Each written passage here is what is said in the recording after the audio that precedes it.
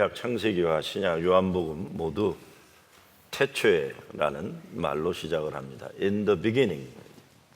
창세기는 창조 시작에 대해 말하고 요한복음은 하나님 구원 역사의 시작에 대해서 말합니다. 창세기는 태초에 하나님이 천지를 창조하시느니라 이렇게 했습니다.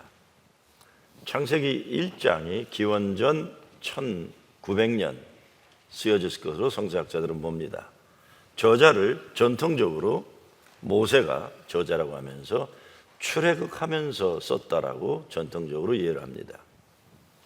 노예 백성으로 400여 년 살아온 히브리 백성이 광야 40년을 거쳐 가나안 땅 하나님 약속의 땅으로 들어가야 하는데 그에 앞서 가장 중요한 한마디가 무엇이었겠습니까?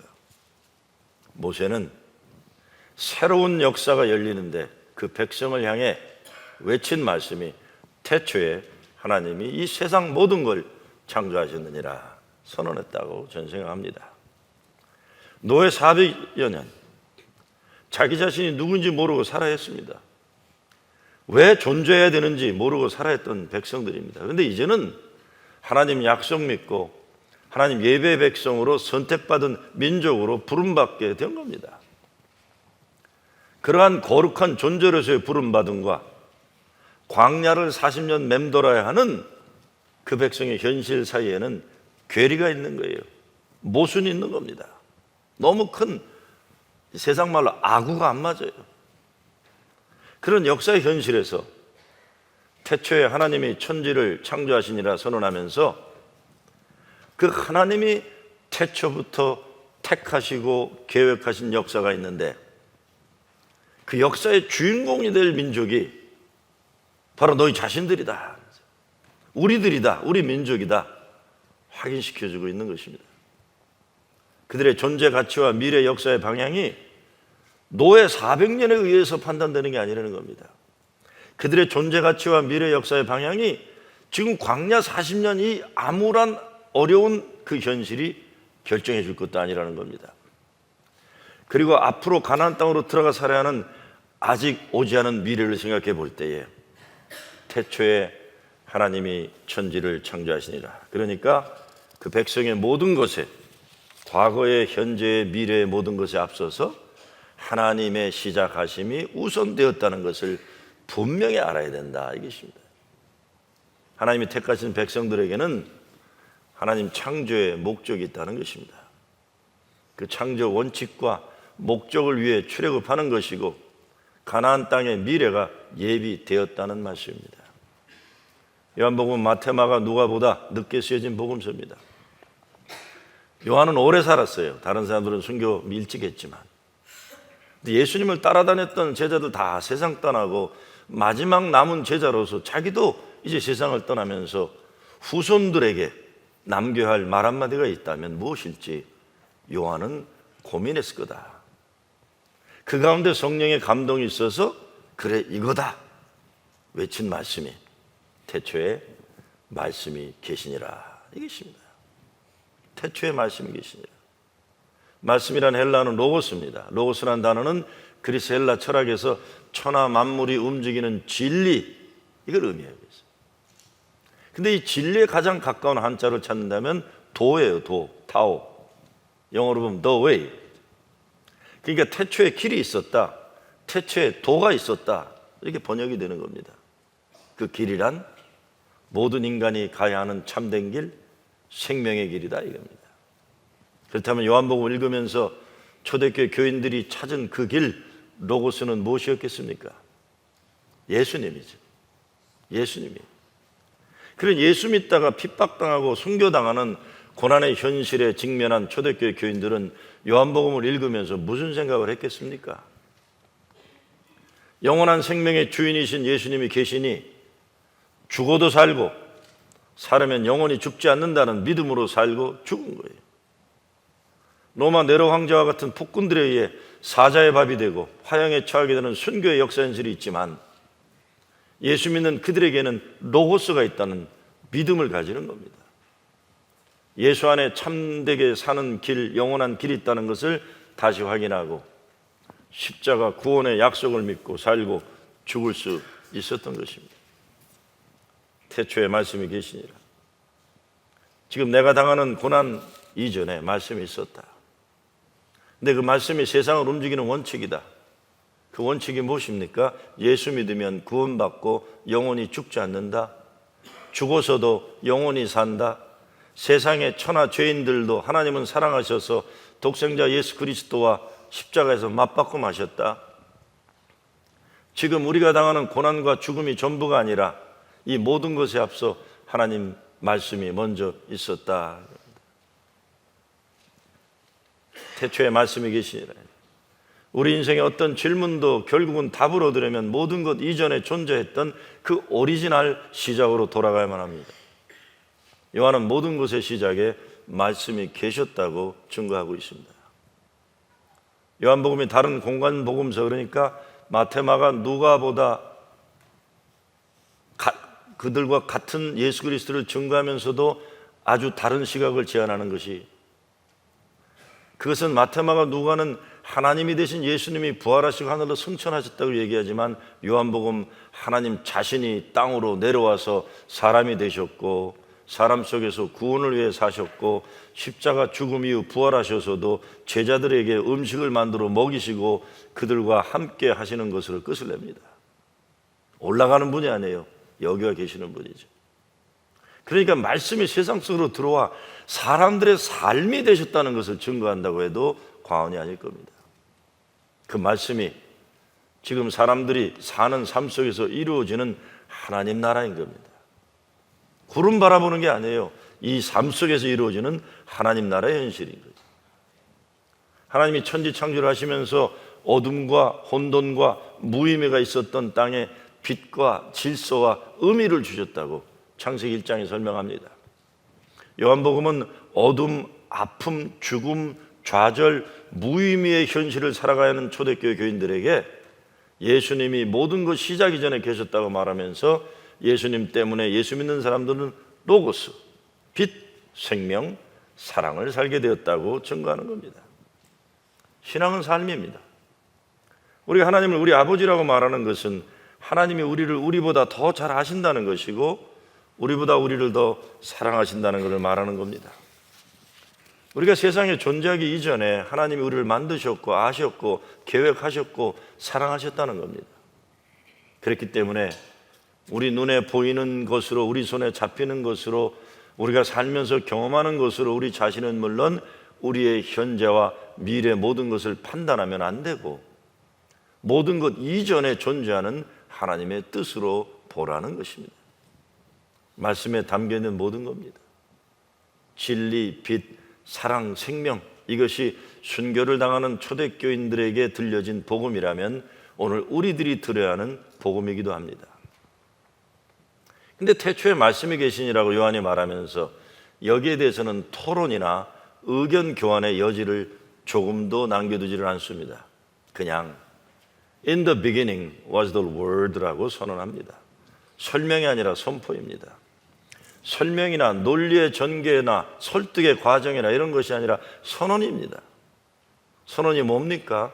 모든 것 이전에 태초에 하나님의 말씀이 계셨고 그 말씀이 예수 그리스도이시라는 이것은 토론의 여지가 없다는 겁니다. 사람들이 투표로 결정하는 것 아닙니다.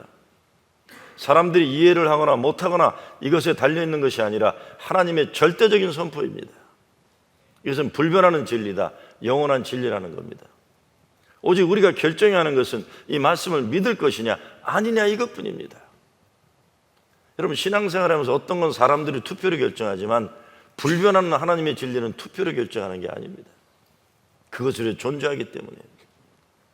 창세기는 창조자 하나님에 대한 사랑과 믿음의 고백인 것처럼 요한복음은 예수 그리스도에 대한 사랑과 믿음의 고백입니다. 이렇게 믿고 고백하는 거예요. 창세기가 이 세상 창조물 모든 것의 시작에는 하나님의 기쁨과 하나님의 사랑, 하나님의 거룩한 창조 목적이 담겨져 있다는 고백이라면 요한복음은 예수님 그분이 있기 전에 아무것도 의미가 없다는 걸 얘기해 주고 있어요. 그분이 계셔야만 삶은 의미가 있다는 것, 그분 때문에 이제 우리가 로고스를 살게 되었다고 고백하고 있는 것입니다.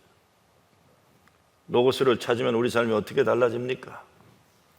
우리 인생의 주어가 내가 아니라 하나님이 되어야 한다는 겁니다. 내 인생의 주인이 내가 아니라 하나님입니다. 예수 그리스도이십니다. 우리가 인생 사는데 많은 경우는 내가 주인이 되어 삽니다. 내가 계획하고 내가 실행하고 내가 뜻하는 것을 이루고 조금씩 정도 차이는 있지만 그렇게 살아가는 겁니다. 그런데 우리가 살면서 내가 내 인생의 주인이 절대 아니라는 것을 깨닫게 될 때가 있습니다. 어떤 경우에는 삶 속에서 조금씩 깨달아질 수도 있지만 많은 경우는 인생 벼랑길에서 떨어져 보던가 막 달려가다가 갑자기 돌벽에 부딪혀서 온몸이 산산조각 날 때 내가 내 인생의 주인이 절대로 아니라는 것 아프게 깨닫게 되는 겁니다. 그럴 때 우리는 돌아갈 수밖에 없습니다. 나의 주인 되시는 나의 아버지 하나님께 돌아가는 겁니다. 태초에 말씀이 계시니라. 어떤 주석가들은 이것을 모든 것에 앞선 하나님의 사랑, 하나님의 은혜, 하나님의 목적으로 보기도 합니다. 우리 인생 모든 것 앞에는 하나님 창조의 목적이 있다는 말씀. 태초에 말씀이 계시니라. 예수님이 우리에게는 창조의 질서이며 창조의 목적입니다. 예수님의 말씀, 예수님의 가르침, 예수님의 십자가와 부활이 우리들 인생 모든 것에 앞서야 합니다. 모든 것에는 하나님이 정해주신 목적이 있고 질서가 있습니다. 이것을 어기는 것이 죄악을 사모하는 어둠을 더 좋아하는 인간들의 죄악된 삶입니다. 부모가 되어 아이들을 키울 때도 태초에 말씀이 계시니라입니다. 직장 생활을 할 때도 사업을 할 때도 태초에 말씀이 계시니라입니다.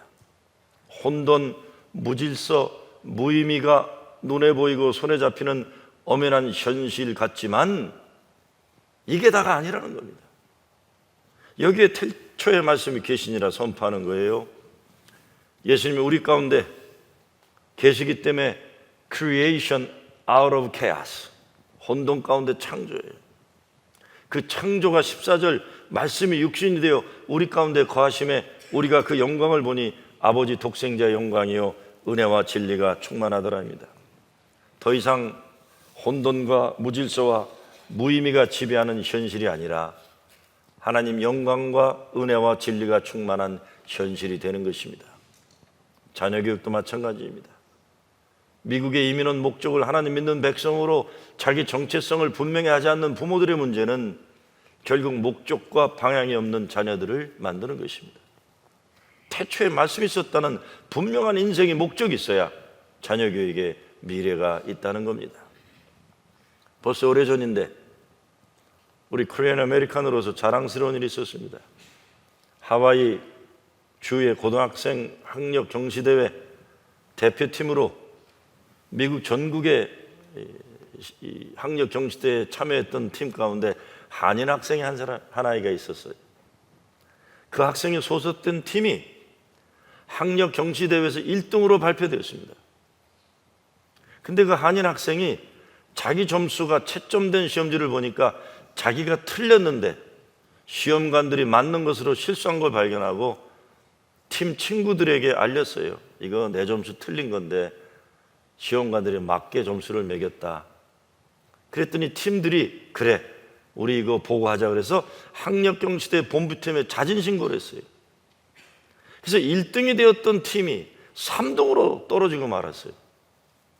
근데 그 사실을 하와이 주지사를 위시해 하와이의 큰 자랑으로 삼고 정직하였기 때문에 3등을 하고 돌아온 학생들을 크게 칭찬했다는 신문기사에 있어요. 거짓된 1등이 되기보다 정직한 3등을 선택한 그 학생이 진정 미국과 같은 나라를 위해 필요한 인물이라는 것이었습니다. 대통령도 거짓된 보고를 국민들에게 하는 시대였어요. 사실이 아닌 인포메이션을 알고 있으면서도 자기들의 정치 목적을 해서 국민들을 언론을 통해서나 국가가 왜곡되게 하고 있을 때 우리 코리안 아메리칸 학생 하나가 정직을 택했다는 겁니다. 매일매일 우리의 삶에는 거룩한 하나님 나라의 질서와 원칙을 지키며 사는 훈련이 필요한 겁니다. 우리 인생 모든 것에 예수님이 먼저 계셔야 합니다. 예수님의 사랑이 먼저 있어야 합니다. 예수님 십자가 은혜가 먼저 있어야 돼요. 예수님이 나의 모든 것에 앞서서 계신다는 내 인생의 목적과 질서를 회복하는 것. 우리가 인생 살면서 내 인생 어떤 결정을 할 때 기준이 내 이익이나 내 편리가 되면 나라가 망합니다. 원칙이 있어야 하는 거예요. 무엇이 하나님 나라의 원칙인지 이것을 세상에 제시하는 것이 교회의 사명입니다. 예수님이 사셨던 시대는 물론, 요한복음이 쓰여졌던 시대는 유대 땅이 로마 제국의 식민지 시대였습니다. 조금 지나 이스라엘 백성은 로마 제국에 의해서 성전이 다 더럽혀지면서 자기 땅에 살 수 없이 떠나야 하는 2000년 디아스포라 역사를 살아야 합니다. 그렇다면 성경은 누구에게 들려주는 말씀입니까? 구약은 노예의 백성이 하나님 예배의 백성으로 살아가는 것을 말해주는 거예요. 신약은 식민지 백성들이 하나님 나라의 주인으로 사는 세상의 가치관을 제시해 주는 겁니다. 제가 이걸 봤어요. 서울에 있는 일본 대사관 앞에 소녀상이 있어서 일본 사람들이 이 대사관이 얼마나 불편할까, 그거 없애줘야 된다는 여론이 있더라고요. 여러분, 일본 대사의 불편함이 아직도 살아 숨쉬면서 살지 못하는 위안부 할머니들의 아픔보다 더 큰 겁니까? 내가 나라의 지도자라면 일본 대사로 하여금 매일 출근하면서 소녀상에 묵념하고 회개하고 그러고 들어가라고 그러고 싶어요. 꿈쩍도 안 하고 아멘도 안 하시면 저는 그렇게 생각합니다. 그게 민족의 자존심이에요. 일본 외교관들이 얼마나 힘들까. 지금 그런 거 고민할 때가 아닙니다. 아직도 시퍼렇게 소녀들이 자기들의 생명을 빼앗고 몸을 유린당한 그 할머니들이 살아계신 판에 어떻게 나라의 지도자들이 무엇이 중요한지를 모르고 해방 70년 되는 마지막 때에 그런 참으로 부끄러운 역사를 또 만들어내는지 모르겠어요. 우리에게는 이 시대 헤로당, 이 시대 사두개파, 이 시대 빌라도회를 향해 세례 요한의 광야의 소리가 필요하고 예수님의 말씀이 어느 때보다 절실한 겁니다. 우리에게는 태초부터 하나님이 담아주신 말씀이 있습니다. 이 말씀의 자존심을 버리면 안 됩니다. 이 말씀으로 살아야 됩니다. 이 말씀이 있어 여러분과 저는 오늘 살 수 있는 거예요. 아무리 권력이 없고 돈이 없고 힘이 없어도 말씀 믿으면서 당당하게 살아가는 거예요. 여러분, 오늘까지 인생 살면서 도저히 살기 어려운 때가 많았을 겁니다. 근데 그 가운데 우리 모든 것 태초부터 계신 예수님이 의미를 주시고 힘을 주시고 소망과 사랑과 생명을 주셔서 오늘까지 왔을 겁니다. 앞으로도 예수님이 아니면 살기 어렵다는 것 이미 경험하고 깨닫고 살고 계실 겁니다. 2016년 새해를 맞이하면서 말씀이 모든 것의 시작이 되고 기초가 되어야 할 겁니다. 자녀를 둔 부모 세대의 책임이 뭡니까? 교회의 책임이 뭡니까? 요한은 이 말씀이 육신이 되어 우리 가운데 거할 때 하나님 영광과 은혜와 진리가 충만하다고 증거합니다. 우리 인생의 현실이 비록 어둠과 아픔과 좌절과 죽음의 영향력에 짓눌려 있다고 해도 말씀이 우리 삶 속으로 들어오면 영광과 은혜와 진리가 충만해진다는 것입니다. 그러니까 어떤 인생의 현실 가운데서도 우리가 붙잡아야 하는 것은 태초에 말씀이 계시느니라 이것입니다. 예수님의 말씀입니다. 근데 말씀이란 결국 커뮤니케이션을 통해 이루어지는 거예요. 하나님 사랑과 구원의 복음을 전함이 있고 들음이 있는 가운데 구원의 역사가 이루어지는 것입니다. 우리가 들은 그 생명의 복음을 우리도 나누어야 말씀의 존재 목적이 이루어지는 것입니다. 1장 4절 말씀에 보면 그 안에 생명이 있었으니라고 했습니다. 예수 안에 생명이 있다는 말씀입니다. 우리가 믿는 예수 안에 생명이 있어요. 요한복음 20장 31절 말씀 보면 너희로 믿고 그 이름을 힘입어 생명을 얻게 하려 함이니라. 거꾸로 말하면 예수가 없으면 그 사람은 사는 것이 아니라는 말씀입니다. 예수 안에 생명이 있습니다. 우리들이 듣는 말 중에 이건 사람이 사는 게 아니라는 말이 있는데 바로 예수가 없는 인생을 말합니다. 여기에 생명이란 생명의 duration, 길고 짧은 시간적 생명을 말하는 것이 아닙니다. 생명의 질, 퀄리티, 가치를 말하는 거예요. 예수 생명이 있으면 인생 내용이 거룩하게 변합니다. 사도 바울이 고린도후서에서 이렇게 말합니다. 무명한 자 같으나 유명한 자요, 죽은 자 같으나 보라, 우리가 살고, 근심하는 자 같으나 항상 기뻐하고, 가난한 자 같으나 많은 사람을 부유하게 하고, 아무것도 없는 것 같으나 모든 것을 가진 자로라 그랬어요. 세상 사람들이 볼 때 초대교회 교인들이 당하는 고난과 핍박은 저주받은 것 같아 보였지만, 예수 안에 생명을 가진 그들에게는 하나님 영광과 축복이라는 고백입니다.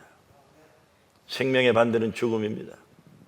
특별히 헬라 원문을 생각해 보면 생명의 반대는 파괴예요. 파괴된 인생이 죽음이에요.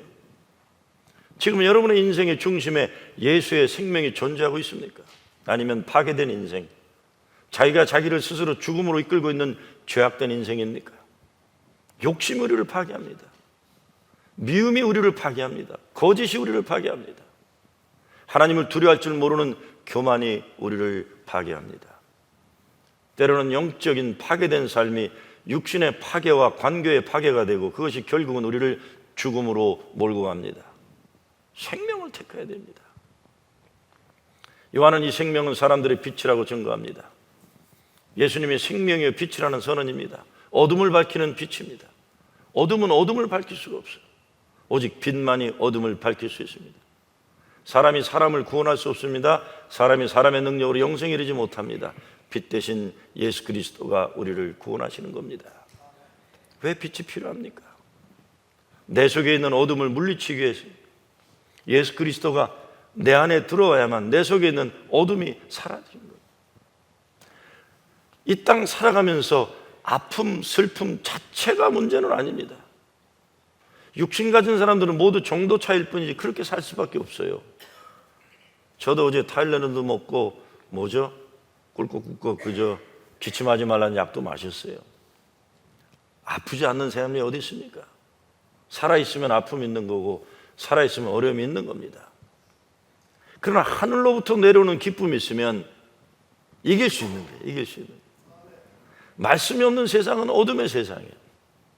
예수님은 이 어둠을 밝히는 빛으로 오셔서 이 생명은 사람들의 빛이라. 우린 살면서 우리들의 삶을 혼돈과 공허와 흑암의 영향력에 사로잡히는 많은 경험을 하고 살아갑니다. 이것이 살아오면서 경험하는 아픔들, 상처들, 실패의 열매입니다. 때로 이것들의 영향력이 너무나 커요. 그래서 나의 인생을 아프게 하고 짓누르기도 하고 기죽게 만들기도 하고 불행하기도 해놓습니다. 우리 힘으로 헤어나지 못해. 그것만이 아니라 그래서 오늘 현실은 물론 미래에 대한 어떤 소망을 가지지 못하고 기쁨을 느끼지 못하는 겁니다. 어떻게 이 현실을 이겨낼 수 있습니까? 태초의 말씀이 계시니라. 이 말씀은 바로 우리들을 위해 주시는 말씀입니다. 그 말씀 속에 생명이 있고 영광이 있고 은혜와 진리가 충만한 것입니다.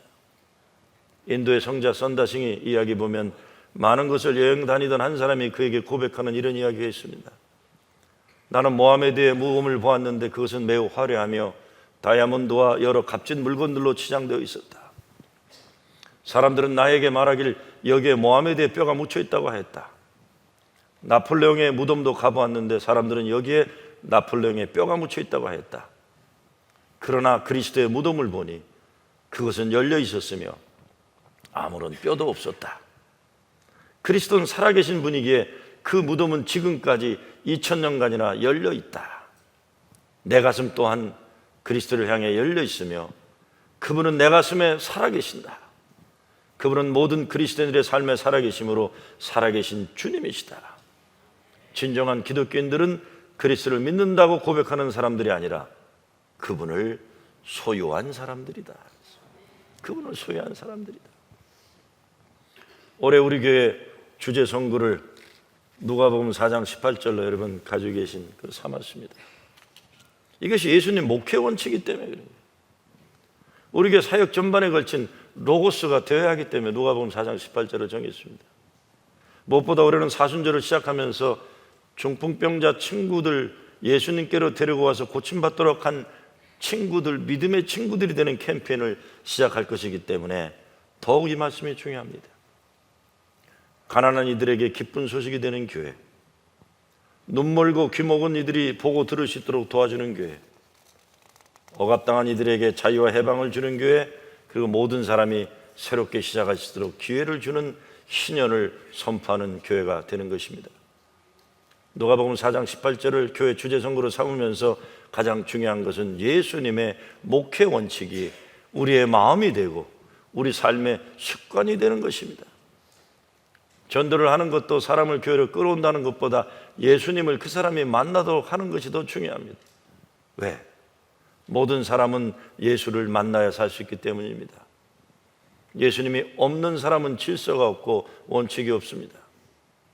아무리 잘나고 강한 사람도 태초에 말씀이 계시느니라 이 원칙 속에 담겨져 있는 하나님 아버지의 사랑과 은혜, 구원의 섭리 없이 살아간다면 모두 잃어버린 불쌍한 영혼들입니다. 예수님 없이 죽어가는 사람들을 살리려고 우리는 사랑하는 겁니다. 2016년 새해 첫 주일입니다. 말씀으로 여러분의 삶을 소망과 사랑과 기쁨과 감사와 영광과 은혜와 진리로 가득하게 채우시는 여러분 되시길 주의 이름으로 축원합니다.